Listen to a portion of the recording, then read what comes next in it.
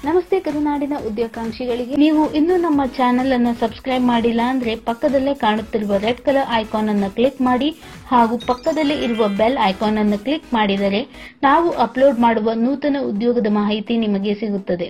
Hi, ಇವತ್ತಿನ ವಿಡಿಯೋದಲ್ಲಿ ಇರುವ ಹೊಸ ಪ್ರಧಾನ ಜಿಲ್ಲಾ ಮತ್ತು ಸತ್ರ ನ್ಯಾಯಾಧೀಶರ ಕಚೇರಿ ಶಿವಮೊಗ್ಗ ಜಿಲ್ಲೆಯಲ್ಲಿ ಖಾಲಿ ಇರುವ ಆದೇಶ ಜಾರಿಕಾರರು ಮತ್ತು ಜವಾನರು ಹುದ್ದೆಗಳಿಗೆ ಅರ್ಹ ಮತ್ತು ಆಸಕ್ತ ಅಭ್ಯರ್ಥಿಗಳಿಂದ ಆನ್ಲೈನ್ ಮೂಲಕ ಅರ್ಜಿಗಳನ್ನು ಆಹ್ವಾನಿಸಲಾಗಿದೆ.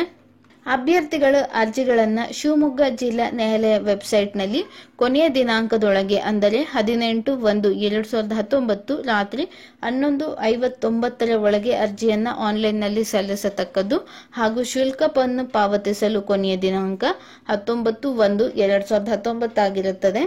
ಮೊದಲನೇ ಹುದ್ದೆ ಆದೇಶ ಜಾರಿಕಾರರು. ಒಟ್ಟು ಖಾಲಿ ಇರುವ ಹುದ್ದೆಗಳ ಸಂಖ್ಯೆ 11 ಹಾಗೂ ಈ ಹುದ್ದೆಗೆ ವೇತನ ಶ್ರೇಣಿ 19,950 ರೂಪಾಯಿಗಳಿಂದ 37,900 ರೂಪಾಯಿಗಳು. ಈ ಹುದ್ದೆಗೆ ಶೈಕ್ಷಣಿಕ ವಿದ್ಯಾರ್ಹತೆ ಈ ರೀತಿಯಾಗಿದೆ: ಕರ್ನಾಟಕ ಪ್ರೌಢ ಶಿಕ್ಷಣ ಮಂಡಳಿ ನಡೆಸುವ SSLC ಪರೀಕ್ಷೆಯಲ್ಲಿ ಉತ್ತೀರ್ಣ ಅಥವಾ ತತ್ಸಮಾನ ವಿದ್ಯಾರ್ಹತೆ ಹಾಗೂ ಡ್ರೈವಿಂಗ್ ಲೈಸೆನ್ಸ್ ಹೊಂದಿದ ಅಭ್ಯರ್ಥಿಗಳಿಗೆ ಹೆಚ್ಚಿನ ಆದ್ಯತೆಯನ್ನು ನೀಡಲಾಗುವುದು. ಎರಡನೇ ಹುದ್ದೆ ಜವಾನರು. ಒಟ್ಟು ಖಾಲಿ ಇರುವ ಹುದ್ದೆಗಳ ಸಂಖ್ಯೆ 16 ಹಾಗೆ ಈ ಹುದ್ದೆಗೆ ವೇತನ ಶ್ರೇಣಿ 17,000 ರೂಪಾಯಿಗಳಿಂದ 28,950 ರೂಪಾಯಿಗಳು.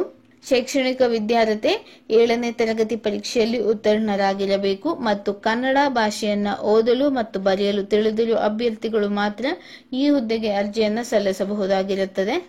ಈ ಹುದ್ದೆಗಳಿಗೆ ನಿಗದಿಪಡಿಸಿದ ಅರ್ಜಿ ಶುಲ್ಕ ಈ ರೀತಿಯಾಗಿದೆ: ಸಾಮಾನ್ಯ ವರ್ಗಕ್ಕೆ ಸೇರಿದ ಅಭ್ಯರ್ಥಿಗಳಿಗೆ 200 ರೂಪಾಯಿ, ಪ್ರವರ್ಗ 2A, 2B, 3A, 3Bಗೆ ಸೇರಿದ ಅಭ್ಯರ್ಥಿಗಳಿಗೆ 100 ರೂಪಾಯಿ, ಪರಿಶಿಷ್ಟ ಜಾತಿ, ಪರಿಶಿಷ್ಟ ಪಂಗಡ, ಪ್ರವರ್ಗ 1 ಮತ್ತು ಅಂಗವಿಕಲ ಅಭ್ಯರ್ಥಿಗಳಿಗೆ ಶುಲ್ಕ ಪಾವತಿಸುವುದರಿಂದ ವಿನಾಯಿತಿಯನ್ನು ನೀಡಲಾಗಿದೆ. ಅವರು ಯಾವುದೇ ರೀತಿಯ ಶುಲ್ಕವನ್ನು ಪಾವತಿಸುವ ಅಗತ್ಯವಿಲ್ಲ.